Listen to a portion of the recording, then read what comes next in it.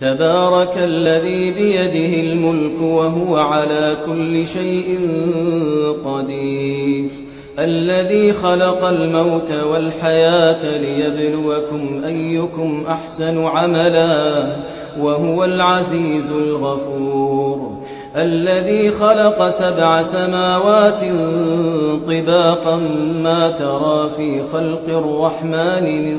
تفاوت فارجع البصر هل ترى من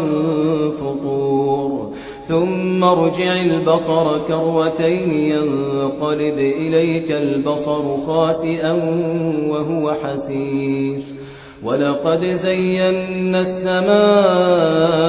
الدنيا بمصابيح وجعلناها رجوما للشياطين وأعتدنا لهم عذاب السعير وللذين كفروا بربهم عذاب جهنم وبئس المصير إذا ألقوا فيها سمعوا لها شهيقا وهي تفور تكاد تميز من الغيظ كلما ألقي فيها فوج سألهم خزنتها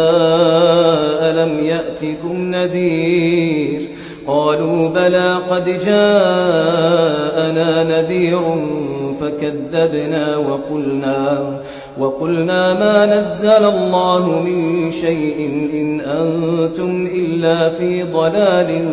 كبير وقالوا لو كنا نسمع أو نعقل ما كنا في أصحاب السعير فاعترفوا بذنبهم فسحقا لأصحاب السعير إن الذين يخشون ربهم بالغيب لهم مغفرة وأجر كبير وأسروا قولكم أو اجهروا به إنه عليم بذات الصدور ألا يعلم من خلق وهو اللطيف الخبير هو الذي جعل لكم الأرض ذلولا فامشوا في مناكبها وكلوا من رزقه وإليه النشور أأمنتم من في السماء أن يخسف بكم الأرض فإذا هي تمور أم أمنتم من في السماء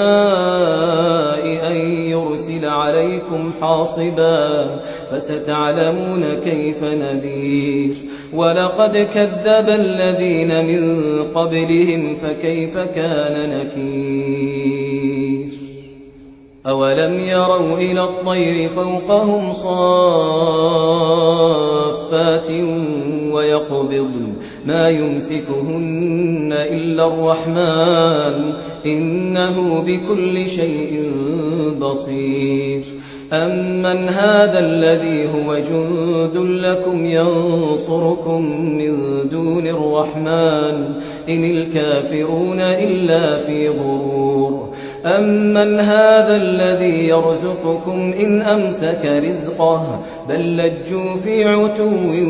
ونفور أفمن يمشي مكبا على وجهه أهدى من يمشي سويا على صراط مستقيم قل هو الذي أنشأكم وجعل لكم السمع والأبصار والأفئدة قليلا ما تشكرون قل هو الذي ذرأكم في الأرض وإليه تحشرون ويقولون متى هذا الوعد إن كنتم صادقين قل إنما العلم عند الله وإنما أنا نذير مبين فلما رأوه زلفة سيئت وجوه الذين كفروا وقيل هذا الذي كنتم به تدعون يدعون قل أرأيتم إن أهلكني الله ومن معي أو رحمنا فمن يجير الكافرين من عذاب أليم قل هو الرحمن آمنا به وعليه توكلنا فستعلمون من هو في ضلال